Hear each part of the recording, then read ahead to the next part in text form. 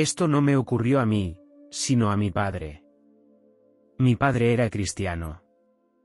Se bautizó y se hizo cristiano a los 32 años. Su firmeza y devoción influyeron en mí y me llevaron a interesarme por esta religión.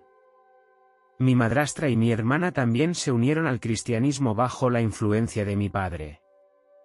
Tras su jubilación, la gran pasión de mi padre era la pintura. Dedicó mucho tiempo y energía a crear varios cuadros al óleo.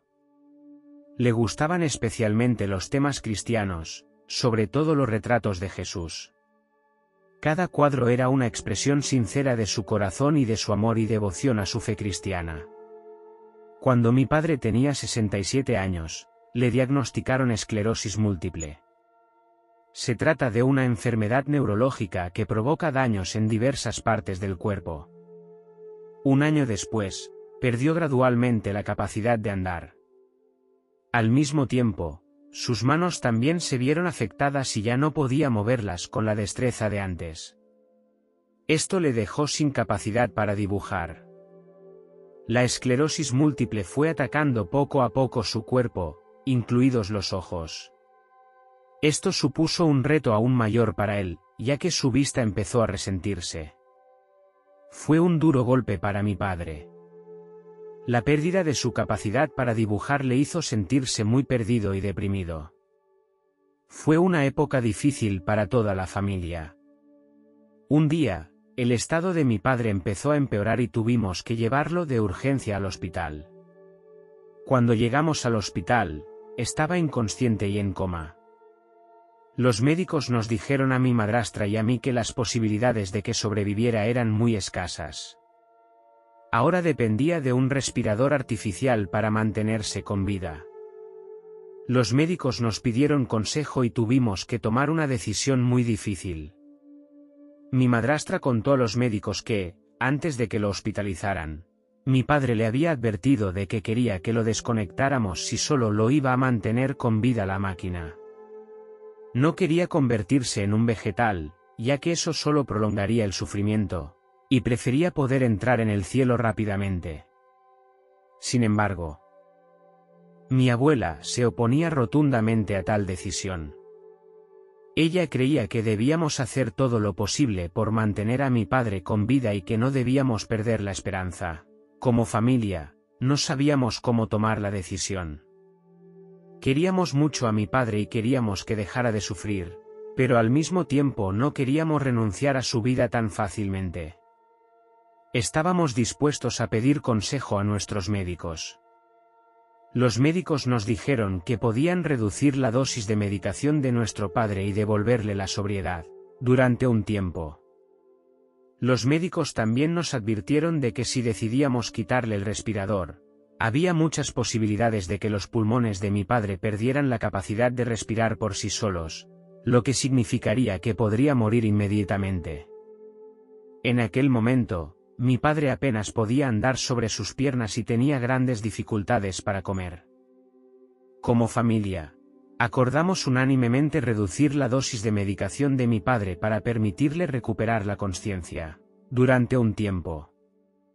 Esta decisión no fue fácil, ya que sabíamos que retirar el respirador podía significar el final inminente de la vida de mi padre. Mi padre ya no podía comunicarse verbalmente y teníamos pequeñas pizarras y palabras escritas de antemano, para comunicarnos con él. Esta forma de comunicación resultó ser muy eficaz. Cuando se despertó, tenía miedo en los ojos. Siempre pensé que mi padre era un hombre muy valiente. Nunca le había visto así en mi vida. Había estado en muchas situaciones que ponían en peligro su vida y no había mostrado ni una pizca de miedo. Durante nuestra interacción con mi padre, nos expresó su deseo de vivir y de que no le quitaran el respirador.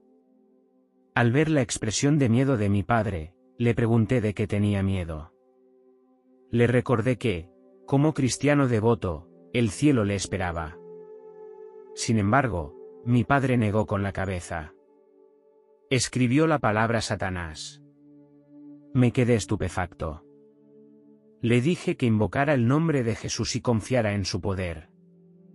Esperaba que un recordatorio así reconfortara y diera confianza a mi padre.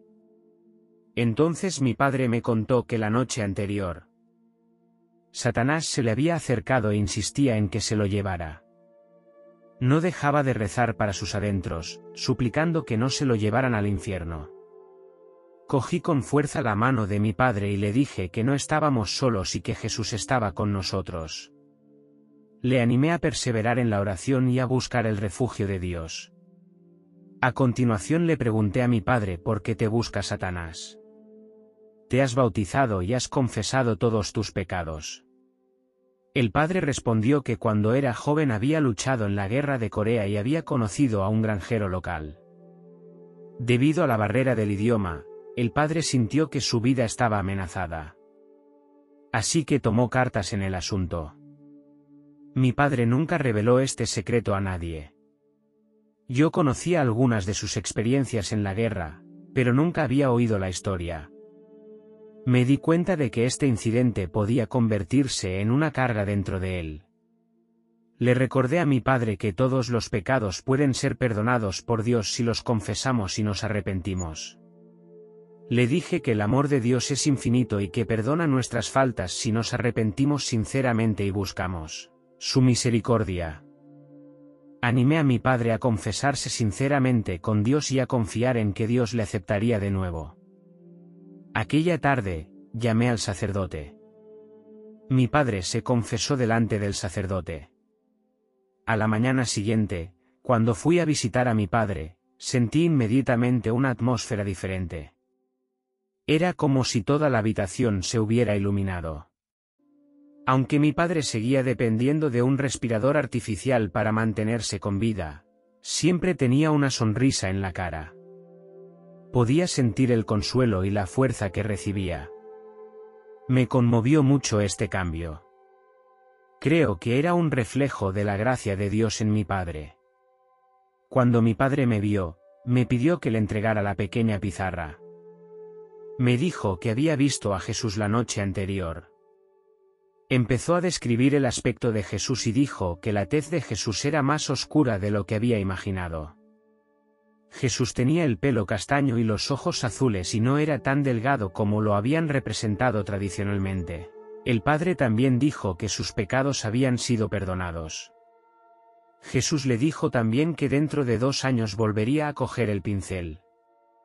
El Padre interpretó esto como que se curaría de su enfermedad en 2 años.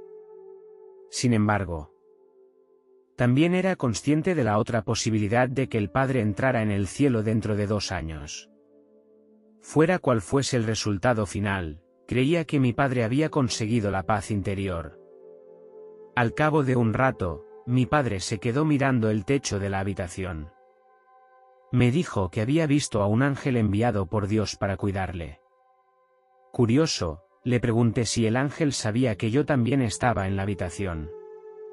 Mi padre levantó la cabeza, miró al techo y me hizo un gesto con la cabeza.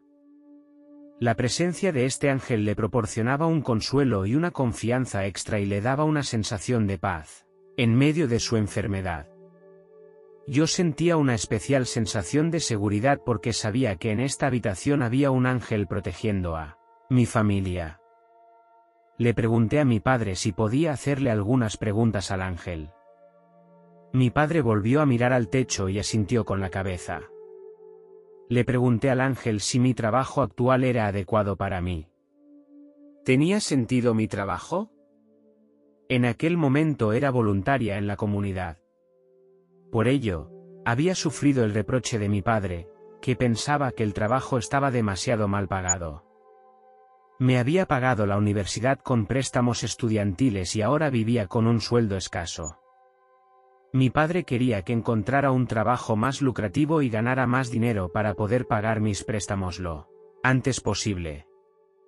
Debido al bajo salario, a menudo me pregunto si mi trabajo tiene sentido. Cuando se lo planteé, mi padre volvió a mirar al techo. Esta vez, parecía mantener una larga comunicación con el ángel.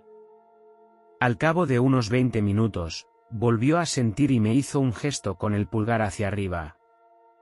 Este gesto de afirmación me animó. Comprendí que mi trabajo merecía la pena.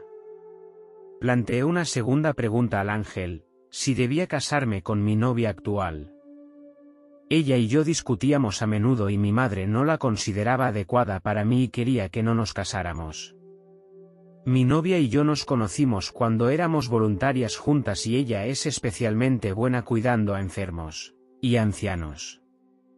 Por eso, mi padre estaba muy impresionado con ella y quería que estuviéramos juntos. Como chocábamos a menudo, yo tenía dudas sobre el futuro de la relación.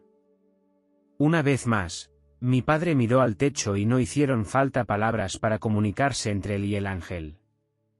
Supuse que se comunicaban a través de sus intenciones. Al cabo de 5 minutos, la expresión de mi padre se volvió de repente de sorpresa. No dejaba de sacudir la cabeza y escribió un mensaje en una pequeña pizarra.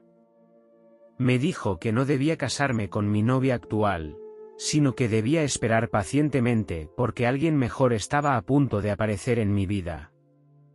Ante este consejo, empecé a dudar.